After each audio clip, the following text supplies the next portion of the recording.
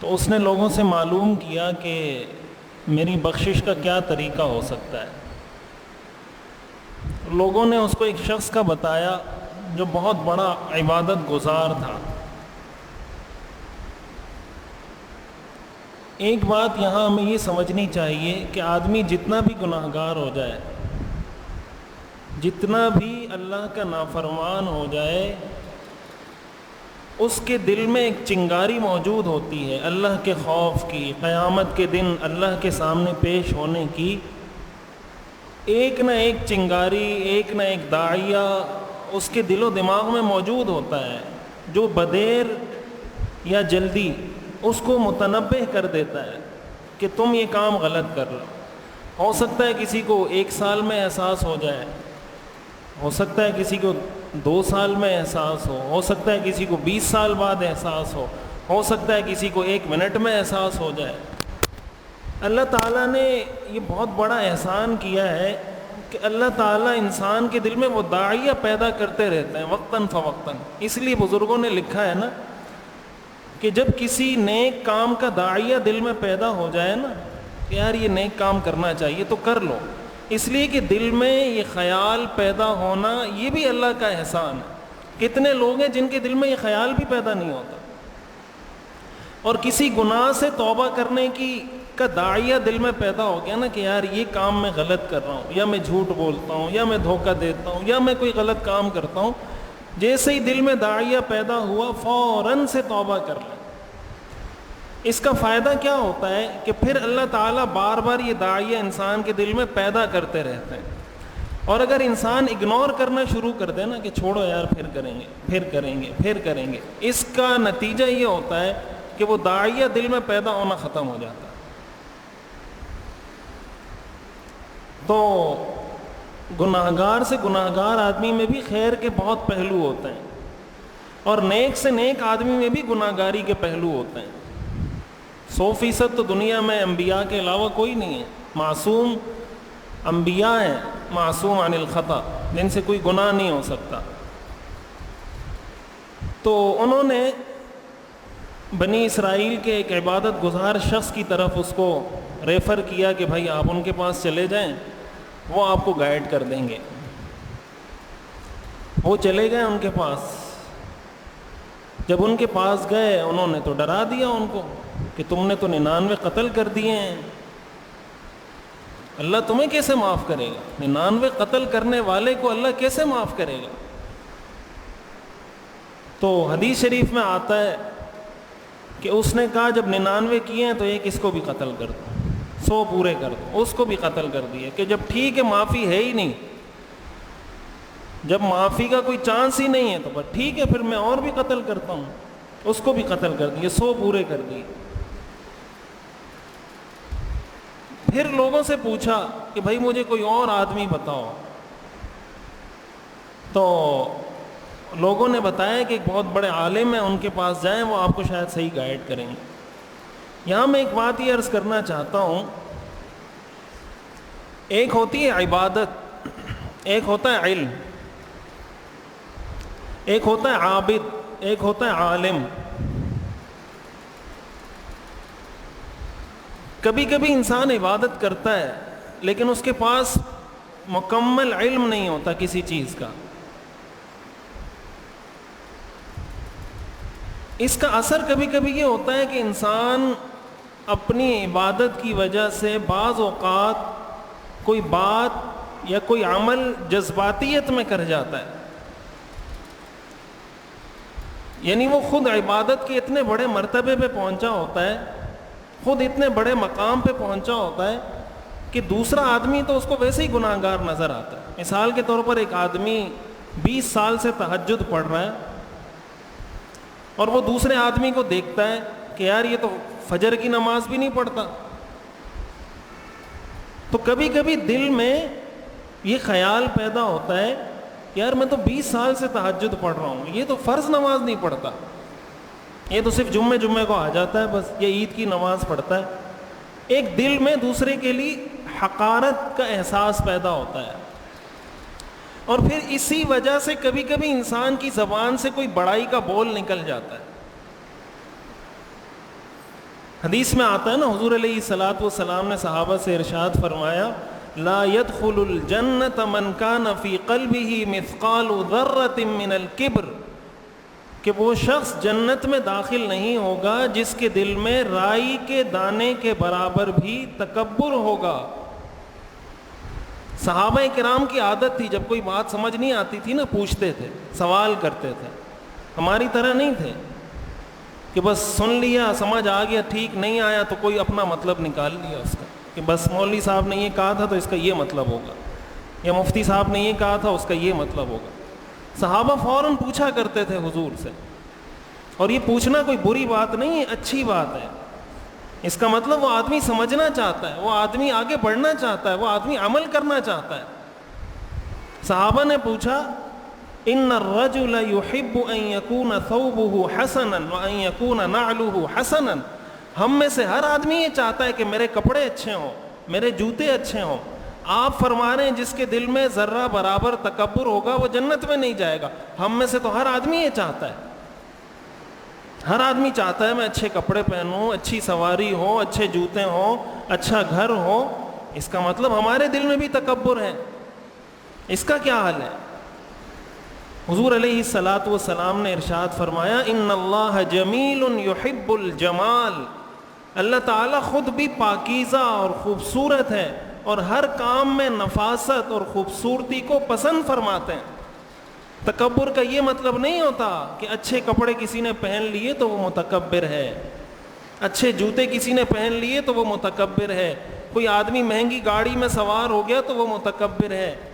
بعض اوقات اچھی گاڑیوں میں سواری کرنے والا، اچھے سے اچھے برانڈڈ کپڑے پہننے والا متکبر نہیں ہوتا، اور بعض اوقات پھٹے پرانے کپڑے پہننے والا متکبر ہوتا ہے۔ تکبر کا تعلق لباس کے ساتھ ہرگز نہیں ہے۔ مثال دیتا ہوں، ایک آدمی اگر پھٹے پرانے کپڑے اس لیے پہنتا ہے کہ لوگ بولیں گے بہت سادہ آدمی ہے، اتنا پیسہ ہے پھر بھی دیکھو بالکل سادہ رہتا ہے، نہ کوئی اچھے جوتے خریدتا ہے، نہ کوئی اچھے کپڑے پہنتا ہے، نہ کوئی اچھی گاڑی لیتا ہے، یہ تکبر ہے۔ کہ آپ یہ کام کیوں کر رہے ہیں کہ لوگوں کی نظر میں آپ بڑے ہو جائیں۔ حلیہ تو آپ نے چھوٹوں کا اختیار کیا ہے، لیکن نیت آپ کی بڑے ہونے کی ہے۔ انما الاعمال بالنیات وانما لکل امرئ ما نوى۔ تو حضور سے جب صحابہ نے پوچھا، حضور نے فرمایا ان اللہ جمیل یحب الجمال۔ پھر آگے حضور نے تکبر کی تعریف کی، آپ نے فرمایا الکبر غمط الناس وبطر الحق، یہ تکبر کی تعریف ہے۔ غمط الناس، لوگوں کو حقیر سمجھنا، لوگوں کو اپنے سے کمتر سمجھنا، وبطر الحق، اور حق بات معلوم ہو جانے کے باوجود اس کو رد کر دینا، یہ تکبر ہے۔ کہ آپ کو پتہ چل گیا کہ میں غلط ہوں، میرا یہ عمل ٹھیک نہیں ہے، اس کے باوجود آپ کہیں کہ نہیں میں ٹھیک ہوں، میں اس کو غلط مانتا ہی نہیں ہوں۔ مثال کے طور پر دو بھائیوں کا آپس میں پھڈا ہو گیا، کوئی لڑائی ہو گئی، کوئی تنازع ہو گیا۔ اب ایک بھائی ظالم ہے، دوسرا مظلوم ہے۔ وہ کہیں گیا، دارالفتاء گیا، کسی جرگے میں بیٹھا، پنچایت میں بیٹھا، سب نے اس کو متفقہ طور پر بول دیا کہ بھائی آپ ظالم ہیں، آپ نے غلط کیا ہے۔ اب وہ کہے نہیں میں تو مانتا ہی نہیں ہوں، میں نے کیسے ظلم کیا۔ یہ ہے حق کو ٹھکرانا، حق کو ٹھکرانا، اس کا نام ہے تکبر، کہ میرے سے غلطی کیسے ہو سکتی ہے۔ اس کا دوسرے الفاظ میں اس کا مطلب یہ ہے، حق کو ٹھکراتا کون ہے؟ جو آدمی یہ کہتا ہے کہ میرے سے کیسے غلطی، میں نے کیا تو ٹھیک ہے، حق ہے جناب کا فرمایا ہوا، جو جناب نے فرما دیا وہ حق ہے، وہ غلط نہیں ہو سکتا۔ تو عبادت کے نتیجے میں اگر علم نہ ہو، کبھی کبھی انسان اس گناہ میں مبتلا ہو جاتا ہے، لیکن ہمیں اس بات کا پتہ نہیں کہ اللہ کو کس کی کون سی ادا پسند آ جاتی ہے۔ مشہور واقعہ صحیح بخاری صحیح مسلم کی احادیث ہیں کہ ایک فاحشہ عورت کی اللہ تعالیٰ نے پیاسے کتے کو پانی پلانے پر مغفرت کر دی تھی۔ تو فاحشہ عورت کو تو اگر کوئی دیکھے گا وہ تو اس کو برا ہی سمجھے گا نا کہ یہ کیا، یہ بھی کوئی اپنے آپ کو نیک کہہ سکتی ہے، یا یہ بھی یہ کہہ سکتی ہے کہ میں بھی کوئی اللہ سے میرا بھی تعلق ہے. یعنی دیکھنے والا عام طور سے تو اس کے ذہن میں یہی آئے گا، لیکن اس کا اللہ کے ساتھ کیا تعلق ہے؟ اچھا، اسی علم کے نہ ہونے کی وجہ سے کبھی کبھی انسان گناہ کو نیکی سمجھنے لگ جاتا ہے. بنی اسرائیل کے ایک شخص کے بارے میں آتا ہے کہ وہ نماز پڑھ رہا تھا تو اس کے سامنے سے کوئی چوہا گزرا، اس نے نماز میں پتھر اٹھا کے اس کو مارا، قتل کر دیا. اب بعد میں اس کے دل میں احساس پیدا ہوا کہ یہ تو اللہ کی مخلوق تھی اور میں نے نماز کی حالت میں اس کو قتل کر دیا، تو اللہ نے اگر مجھ سے قیامت کے دن پوچھ لیا تو میں کیا کروں؟ اب اس کے دل میں جناب وسوسے اور شکوک اور شبہات، اور پتہ نہیں کیا ہو جائے گا، اور میں جہنم میں جلوں گا، اور یہ ہوگا اور وہ ہوگا اور وہ ہوگا. نتیجہ یہ نکلا کہ اس کو اس کے دماغ نے یہ سجھایا کہ اس نے اس چوہے کو اٹھایا اور اپنے امامے میں رکھ دیا اس گناہ کے کفارے کے طور پر، کہ اور تو کچھ نہیں ہو سکتا، اب یہ ہو سکتا ہے کہ میں اپنے امامے کے اندر اس کو رکھ کے اپنی نماز اور عبادت پڑھوں گا. اب یہ ایک عبادت گزار کا جذبہ ہے، یہ ایک عبادت گزار کا جذبہ ہے. شریعت کی روح سے یہ ناجائز کام ہے. شریعت کی روح سے چوہے کو قتل کرنا جائز ہے، ایون کہ نماز میں بھی قتل کرنا جائز ہے. اور کسی نجاست یا گندگی کو اٹھا کے اپنے جسم میں رکھنا، اپنے کپڑوں میں رکھنا اور اس کے ساتھ عبادت ادا کرنا گناہ ہے. لیکن جب انسان کے پاس علم نہیں ہوتا تو پھر شیطان اس کو اس طریقے سے گمراہ نہیں کرتا کہ نماز نہیں پڑھو، اس کو کچھ اور ایسی باتیں سجھا دیتا ہے کہ تم یہ کر لو، یہ کر لو، یہ کر لو. نتیجہ کیا ہوتا ہے کہ وہ بہت سے ایسے کاموں کو عبادت سمجھنے لگ جاتا ہے جو عبادت ہی نہیں ہوتی. مثال کے طور پر ایک آدمی نماز پڑھ رہا ہے اور کوئی چور آتا ہے، اس کی جیب سے موبائل نکالتا ہے. کوئی چور آ گیا، کوئی ڈاکو آ گیا، وہ نماز پڑھ رہا ہے، اس نے اس کی جیب سے بھائی موبائل نکال لیا، اس کے پیسے نکال لیے. اب اس کو آپ علم کو ایک سائڈ پہ رکھ کے عبادت کے جذبے سے اگر سوچیں گے، تو ہمارے بعض بزرگ کہتے ہیں کہ بعض لوگوں کی عقل کی جگہ بھی نا اخلاص ہوتا ہے. جہاں عقل ہونی چاہیے وہاں بھی کیا ہوتا ہے؟ اخلاص ہوتا ہے. تو یہ جو اخلاص ہوتا ہے نا، یہ انسان کو گمراہ کرتا ہے. عقل کی جگہ عقل ہونی چاہیے، اخلاص کی جگہ اخلاص ہونا چاہیے. اب اگر وہ شخص عبادت کے زاویے سے سوچے تو اس کو ظاہر یہی بات سمجھ میں آئے گی، ٹھیک ہے بھائی پیسے لے جا رہا ہے، اللہ کے سامنے میں کھڑا ہوں، میں نماز کیسے توڑ دوں؟ میں نماز کیسے توڑ دوں؟ ایک آدمی ٹھیک ہے موبائل لے جا رہا ہے، یار 50,000 کا ہوگا بعد میں لے لوں گا، لیکن نماز میں نہیں توڑ سکتا. لیکن شریعت کا حکم کیا ہے کہ ایسے موقع پہ نماز توڑو اور اس کو 2-3 تھپڑ بھی لگاؤ. اگر شریعت یہ اجازت دے دے کہ بھائی تم نماز پڑھو تو چوری کرنے والا ہے تو اس کو چھوڑ دو، تو میرے خیال سے تو چوروں کو تو اور کوئی موقع نہیں چاہیے. پھر جیسے ہی جماعت کھڑی ہوگی لائنوں میں کھڑے ہو جائیں گے، لگ جائیں گے، چلو بھائی سب کی جیب سے نکالو موبائل، اس لیے کہ نماز توڑنا تو جائز نہیں ہے. یہ ہے علم، اور وہ ہے عبادت بغیر علم کے. اس کی 20 مثالیں ہو سکتی ہیں. مثال کے طور پر کوئی آدمی کسی کو ستاتا ہے، تنگ کرتا ہے، پریشان کرتا ہے، تو شریعت کا حکم تو یہ ہے کہ بھائی کوئی برا کرے اچھا کرو. احسن الی من اساء الیک، جو تمہارے ساتھ برا کرے اچھا کرو. یہ سب سے افضل درجہ ہے کہ آپ اگر کسی برائی کرنے والے کے ساتھ اچھا کرو گے، اللہ تعالیٰ تمہیں بدلہ عطا فرمائیں گے، اس میں تو کوئی شک کی بات نہیں. لیکن ساتھ ساتھ شریعت کا حکم یہ بھی ہے، فَمَنِ اعْتَدَىٰ عَلَيْكُمْ فَاعْتَدُوا عَلَيْهِ بِمِثْلِ مَا اعْتَدَىٰ عَلَيْكُمْ، کہ اگر کوئی تم پر ظلم کرے تو اتنا بدلہ تم بھی لے سکتے ہو. مثال کے طور پر کوئی کسی کو گالی دے نا، افضل تو یہ ہے کہ آپ اس کو معاف کر دیں، اللہ آپ کو اجر عطا کرے گا. لیکن جو گالی اس نے دی اگر وہی سیم آپ اس کو ریٹرن کر دیتے نا آپ گناہگار نہیں ہوں گے. قرآن کریم میں آتا ہے فَإِنْ عَاقَبْتُمْ فَعَاقِبُوا بِمِثْلِ مَا عُوقِبْتُمْ بِهِ, کہ اگر تمہیں کوئی تنگ کرتا ہے تو تم بھی اتنے جیسا بدلہ اس سے لے سکتے ہو. حدیث شریف میں آتا ہے حضور علیہ الصلاۃ والسلام ایک مرتبہ تشریف رکھتے تھے تو یہودی حضور کو مختلف طریقوں سے تنگ کیا کرتے تھے. ان میں سے ایک طریقہ یہ تھا کہ یہ جو السلام علیکم کا جملہ ہے وہ حضور علیہ الصلاۃ والسلام کو جب سلام کرتے تھے تو السلام علیکم کی جگہ السلام علیکم کہتے تھے, لام کو بیچ میں سے ہٹا کے, اور سام عربی میں موت کو کہتے ہیں. تو السلام علیکم کا ترجمہ تو ہے تم پر سلامتی ہو, اور السلام علیکم یہ بد دعا ہے. ایک مرتبہ وہ گزرے تو اسی طرح انہوں نے السلام علیکم کہا حضور کو. حضور علیہ الصلاۃ والسلام نے آگے سے جواب میں فرمایا وعلیکم. وعلیکم کا ترجمہ ہے the same to you, جو کچھ تم نے مجھے کہا ہے وہ تم پر.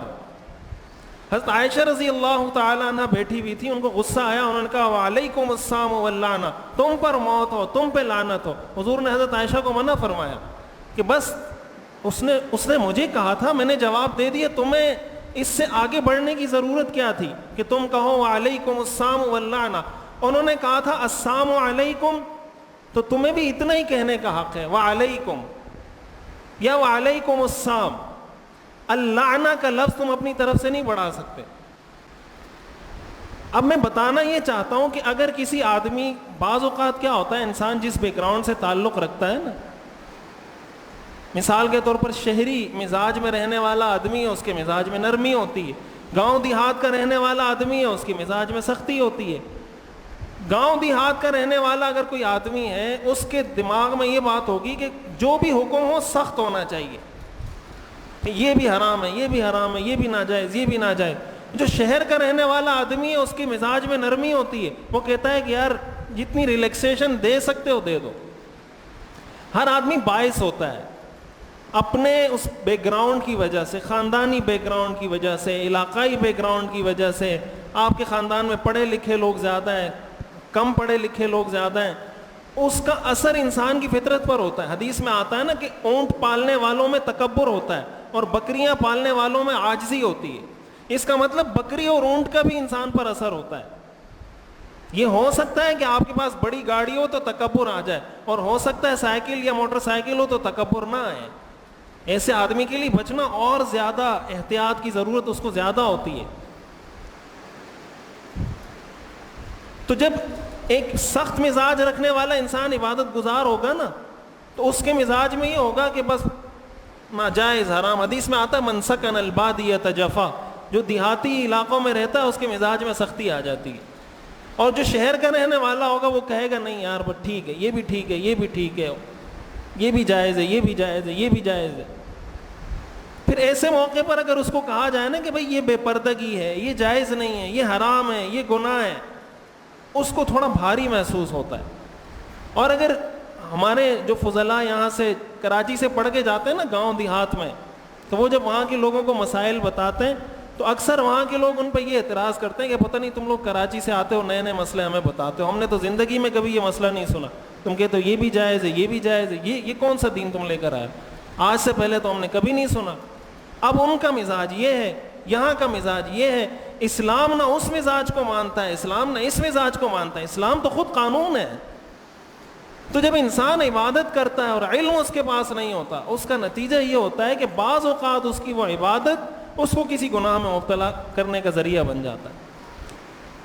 اس لیے حدیث میں آتا ہے فضل العالم علی العابد کفضلی علی ادناکم, عالم کی فضیلت عابد پر ایسے ہے جیسے میری فضیلت تم پر. حضور علیہ الصلاۃ والسلام نے اسی لیے علماء کو انبیاء کا وارث قرار دیا ہے. خلاصہ کلام وہ واقعہ تو رہ گیا بنی اسرائیل کا, جو میں بتانا چاہ رہا تھا کہ پھر جب بنی اسرائیل کا وہ شخص عالم کے پاس جانے لگا تو راستے میں ہی اس کا انتقال ہو گیا, تو پھر رحمت کے فرشتے اور عذاب کے فرشتوں کا آپس میں تنازع ہو گیا کہ بھائی یہ جہنم میں جائے گا یا جنت ہوگا، کہ یار یہ جہنم میں جائے گا، میں کیوں اس کو جہنم میں جانے دوں. اس درد کے ساتھ جب کسی سے کوئی بات کی جاتی ہے اللہ تعالیٰ اس میں تاثیر پیدا فرماتے ہیں. اللہ تعالیٰ ہمیں سمجھنے اور عمل کرنے کی توفیق